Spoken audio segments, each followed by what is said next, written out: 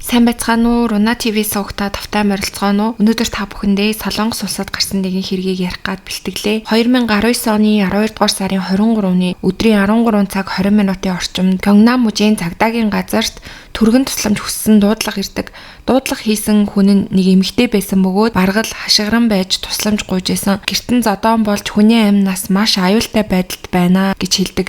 Ингээд дуудлагыг хүлээн амгацаа Чамвон хотын Сонсаан дунд байрлах нэгэн олон айлын орон сууц руу цагдаа нар очин тоног төхөөрөмжөө аваад гэрлүү ороход тентхийн нөхцөл байдал үнэхээр аимшигтай байсан. Хаа сайгүй цус үсэрсэн байх бөгөөд угаалгын өрөөний хажуугийн зочны өрөөний шалан дээр нэг эрэгтэй хүн унчсан хэвтэж байдаг. Тэр хүн нь 59 настай Ким овогтой хүн байсан. Хүргэний эмч нарыг анх шалгах үеэс л түүний биеийн байдал маш муу байсан. Толгой хэсгийг нь харахад ямар нэгэн зүйлээр цохиулсан мэт олон тооны шарх авсан байсан бөгөөд цус алдалт нь маш ноцтой хэмжээнд байсан. Тэр хэдийнэ ухаан алдсан байсан бөгөөд бараг амьсгалж чадахгүй судасны цохилтон ч тогтворгүй. Цус тогтоох болон зүрхний массаж хийх гэж эмч нарыг оролдож байтал тухайн эрэгтэй эхнэр гэх эмэгтэй дөхөж ирдэг. Эхнэр нь 52 настай Чан овогтой эмэгтэй байсан. Дөхөж ирсэн эмэгтэйн гарт цус болсон төмөр алах байсан бөгөөд тэр нь 40 см-ийн урттай маш аюултай багаж зэвсэг байсан. Ийм хэмжээний алхаар хүнийг ганц удаал цохиход авлын яс цуурах эсвэл тархинд маш хүнд гэмтэл авч улмаар амь насаа алдах аюултай байдаг. Энэ аимшигтай багжийг барьж гарч ирсэн эмэгтэй нөхөрт нь тусламж үзүүлж байгаа эмчнэр рүү дөхөж ирээд гартаа байсан төмөр алхаа гинтл нөхрийнхөө толгой дээр далааж эхлэн шалан дээр ямар ч хамгаалалтгүй хэвтэж байсан нөхөр лүгээ дахин дайрч эхэлдэг. Эмчнэр хэргийн газарт аврах ажиллагаа явуулж байхад тэрээр ухаан санаа нь алдагдсан мэт үргэлжлүүлэн нөхөрлөөгөө дайрсаар л байсан. Яаралтай тусламж үзүүлэх гээд завгүй байсан эмчнэр чоныг хурдан тогтоон барьж авсан. Энэ үед бол чон маш их бухимдалтайгаар эмчнэр рүү хашигчин. Түүнээс болоод би бүтэн 1 жилийн турш маш их завсан. Бүгдийг нь цохиод алчмаар байна гэж ойрол дахин дайрахыг оролдож байсан. Тэрээр үргэлжлүүлэн толгоороо цохих гэсэн үйлдэл үзүүлж байсан тул эмчнэр хүч хэрэглэн түүнийг тогтоон барьсан. Хааж зогсож байсан боловч түүний уур хилэн дарагдахгүй байж байгаад эцэст нь цагдаа нар ирж түүнийг нөхрөөс нь тусгаарлан Ким рүү анхаарлаа хандуулах боломжтой болдог. Гэвч Кимийн биеийн байдал бол хэдийнэ маш муу төвшөнд очсон байсан. Толгоороо нь олон удаа ямар ч хайр найргүй цогсон байсан болохоор хэлбэр дүрсийг нь бараг танихад хүнд болсон байсан. Эмчнэр түүнийг амьд үлдээхийн тулд зүрхний массажийг тасралтгүй хийсээрээсэн. Тэгээд ойролцоох эмнэлгийн яаралтай тусламжийн тасагт хүргэсэн. Гэвч тархины гэмтэл нь маш ноцтой, дэндүү гүн бөгөөд үхлийн аюултай байсан учраас эцэст нь Ким ухаан орж чадалгүй эмнэлэгт харамсалтайгаар амь насаа алддаг. За ингээд амь насаа алдсан Ким болоод түүний эхнэр хоёр ямар харилцаатай гэр бүлийн хүмүүс байсан талаар нь мэдээж судлаж эхэлдэг. Эхлээд эхнэр чоны гэмт хэрэг үйлдэх болсон сэдлийг эмэгтгээд хүргэх юм бол мөрдөн байцаах баг гэмт хэрэг үйлдэх болсон сэдлийг тодорхойлохын тулд мөрдөн байцаалтын ажиллагааг мэдээж эхлүүлдэг. Тухайн үед хэргийн газарт чон амь насаа алдаж байгаа нөхөртөө хандан өнгөрсөн 1 жилийн турш маш хэцүү байсан гэж хашгичж байсан. Энэ хоёр хосын хамтдаа амьдарсан хугацаа бол 20 жил байсан. Гэхдээ эхнэрийнх нь хэлж байгаагаар сүүлийн 1 жилийн турш маш хэцүү байснаас хэрэг үйлдэгдэх шалтгаан бий болсон байх магадaltaй юм байна гэж цагдаа нар үздэг. Ингээд цагдаа нар эхнэр нөхөр хоёр 20 жилийн турш хэрхэн амьдарч ирсэн, мөн сүүлийн 1 жилд юу болсон, санхүүгийн гүйлгээний түүх гэх мэтчлэн эргэн тойрны хүмүүсээс нь мэдээлэл авах зэргээр өргөн хүрээнд шалгалтаа эхлүүлдэг. Мөрдөн байцаалтын явцад тодорхой болсон хосуудын өнгөрсөн түүхийг нэгтгэх юм бол тэр хоёр гэрлээд 20 жил амьдарсан ч гэсэн хосуудын харилцаа тийм ч сайн байгаагүй. Санхүүгийн асуудал энэ хосыг үргэлж дагаж явсан.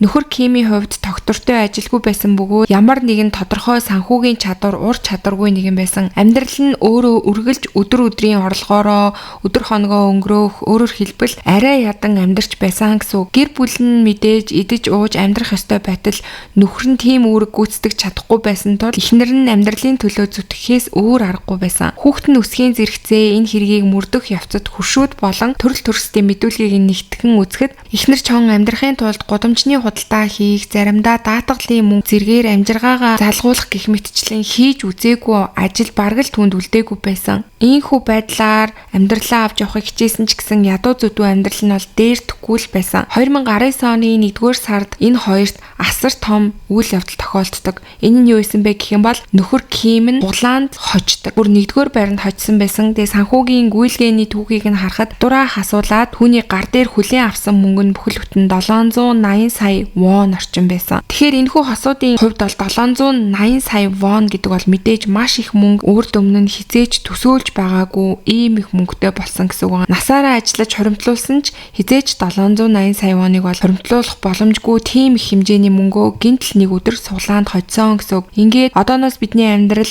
зөвхөн сайн зүйл болох л үлдлээ гэж эхнэрийнх нь хувьд бодож исэн боловч нөхрийнх нь бодол бол тийм байгаагүй. Эргэн тойрны хүмүүсийн судалгаа болоод сэжигтний байцаалтын явцад бүх зүйл эсэргээрээ эргэсэн байсан. Мэдээж нөхөр Кимийн хувьд бол амнасаа алдчихсан учраас яг энэ хоёрын амьдралын талаар бол мэдээж хэрэгтэн болсон эхнэр болоод эргэн тойрны хүмүүсийн яриан дээр үндэслэн энэ бүх хэргийн мөрдлөг бол явагдчихсан. За ингээд 780 сая вон гэдэг мөнгө бий болсон нь урд нь энэ хоёр хосын дотроо тээж авсан гомдол бухимдлыг дэлбэлэх тэрхүү өдөөгч нь болж хувирсан байгаа. Эхлээд нөхрийн хандлага бол маш их өөрчлөгдсөн гэж эхнэр нь мэдүүлсэн. Суглаанд хоцсноос хойш мөнгөнд туйлын ихээр улаарч эхэлсэн. Зүүн ёсоор мөнгө олж үзээгүй хүн гинт бүр өөрийн хүчин чармаалтгүйгээр асар их мөнгө хатгасан ийм өөрчлөлтөнд түүнийг аваацсан гэж эхнэр нь үзчихсэн. Гинтл маш их мөнгө хоцсныхоо дараа нөхөр нь урд нь эхнэрийнхээ зовж зүдэрч ирснийг огт хүлээн зөвшөөрөхгүй байсан. Чи өнгөрсөнд ажиллаж байсан нь үнэн ч гэсэндээ тэр үедээ л дууссан.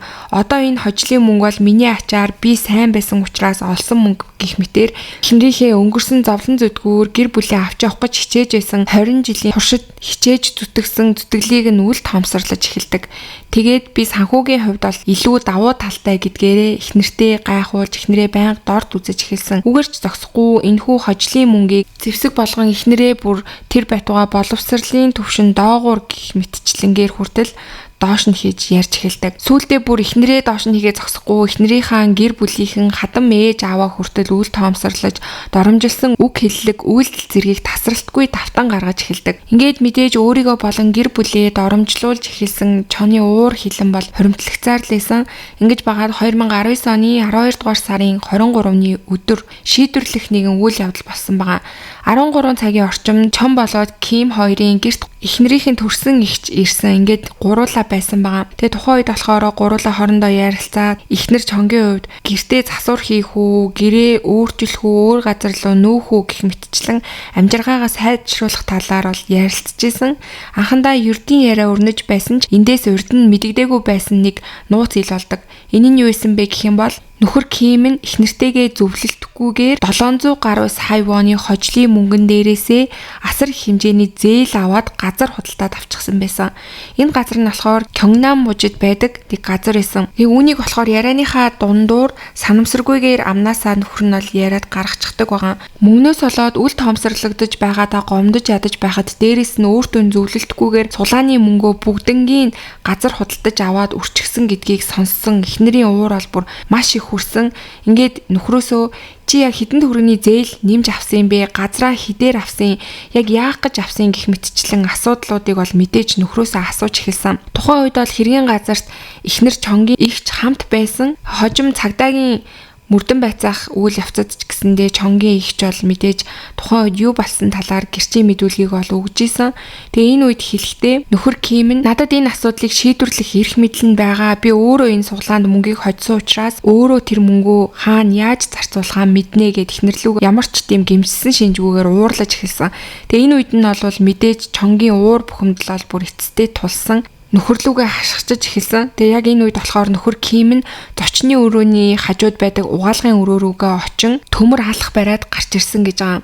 Гарч ирээд эхнэрлүүгээ яг цохих гэж байгаа юм шиг савчих тэр мөчөд эхнэр нь Кимийн гарыг хазаж нөгөө алхахыг нь бол газар унгааж чадсан байгаа. Тэгээд газар унгаасныхаа дараа эхнэр нь тэр алхахыг лааж аваад нөхрийнхөө толгой руу шууд цохиж эхэлсэн байгаа. Толгой руугаа шууд цохиулсан хүн бие хамгаалах мэдээж ямар ч чадваргүй болж ухаан нь бол самуурч эхэлсэн. Тэгээд газарт унсан. Үүний дараа бол эхнэр нь хайр найргүйгээр нөхрийнхөө толгой руу цохиж эхэлсэн байгаа. Сүүлд задлан шинжилгээний үр дүнг харахад бараг 20 удаа цогсон гэдг нь ил болсон байсан. Тэгээ яг энэ үед болохоор мэдээж эхнэрийнх нь ихч энэ үйлдэлийг хараад яаралтай цагдаад дуудлага өгч цагдаа нар бол гэрт нь ирсэн байсан. Тэгээ цагдаа нарын гэрт нь ирэх хүртэл бол эхнэрийнх нь уур бухимдал ерөөсөө арилахгүй, нөхрөө бол зохих гэж оролцоор л байсан. Тэгээ энэ үед их чин дүүгээ болиулах гэж бол нэлийн оролдож байсан гэж байгаа. За ингээд тухайн өдөр яг юу болсон, бүх зүйл бол тодорхой болсон. Тухайн өдөр яг ямар аимшигтай зүйл болсон талаар цагдаа нар хэрэг гарсан газрын бүх зураг бичлэгүүдийг бол хийж баталгаажуулсан байсан.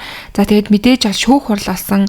Шүүх хурал дээр хэрэг үйлдсэн эхнэр гэмт хэрэгээ санаатай байгаагүй гэж үгүйсгсэн. Тэгээд түүний хэлж байгаагаар болохоор нөхөр нь өөрөө эхлээд угаалгын өрөөнөөс төмөр алах бариад гарч ирж өөрлөө занл хийсэн. Тийм учраас амнасаа хамгаалахын тулд түүний гарыг хазаж тэр алхахыг газар унгаасан.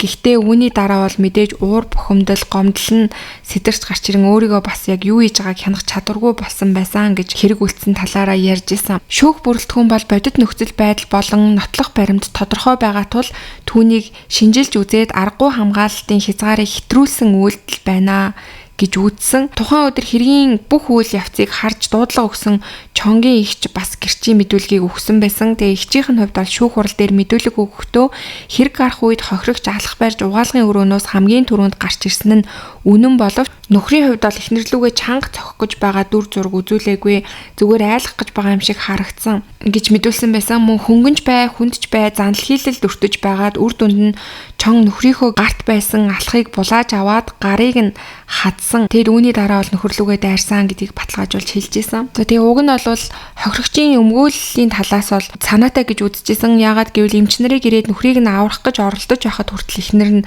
нөхөрлөгөө дайрсаар л исэн. Энэ бол үнэхээр харгас гэж үзэжсэн. Гэвч шүүх бол шийдвэрээ гаргаад түүнд 12 жилийн хорих ялыг оноосон байсан. Яагаад 12 жилийн ийм бага ял авсан бэ гэх юм бол хохирогчийн ар гэрийнхний өгсөн мэдүүлэг бас үүн дээр маш том нөлөө үзүүлсэн. Тэгээ хохирогчийн ар гэрийнхэн гэдэг нь болохоор хохирогч болоод хэрэгтэн хоёрын хүүхдүүд байсан гэсэн үг. Тэгээ тэдний хувьд болохоор ээж нь аавыг нь хөнөөсөн хэрэг. Гэхдээ хүүхдүүдийн хувьд бол үлдсэн ээжийнхээ талд орж исэн учраас 12 жилийн ялыг оноосон байсан. За ингээд өнөөдрийн та бүхэнд бэлтгэж хүргэсэн хэрэг маань энд хүрээд өндөрлөж байна. За тэгээд миний бодлоор бол нөхөр нь гэр бүлээ авч явахын тулд эхнэрийн хувьд бол 20 гаруй жил маш их хичээж хийж үзээгүй ажил байхгүй хүртлээ тэгж их ажилласан байхад нөхөр нь нэг л өдөр суглаагаар маш их хэмжээний мөнгө хожцоход тэр мөнгөө ерөөсөө гэр бүлдээ зарцуулахгүй өөрөө дур мэдэж зарцуулан эхнэрийнхээ тэр хичээж зүтгэж ирсэн зүтгэлийг нь үнэлэхгүй байгаад эхнэрийнх нь маш их уур хурж тесэрсэн юм шиг харагдсан. Гэхдээ мэдээж болвол ингэж тесэрлээгээд нөхрийн амь насыг хөнөөх шалтгаан болно гэж бол мэдээж байхгүй. Тэгээд энэ бүх зүйлийг бол гэр бүлээ цуцлуулах ч юм уу өөр ямар нэгэн байдлаар шийдвэрлэх боломжтой байсан бахаа гэж би бодож байна. За тэгээд та бүхэн бас энэ хэрэг дээр юу гэж харж байна? Гинт их хэмжээний мөнгө ингэж хожих нь бол хүний зан авирыг бас ямар болгож өөрчлөх боломжтой вэ гэдгийг бас та бүхэн харсан бах гэж би бодож байна. За тэгээд та бүхэн комент хэсэгт сэтгэлдээ бичиж үлдээгээрэй. За тэгээд бүгдээрээ удахгүй дараагийнхаа дугаараар уулзцгаая.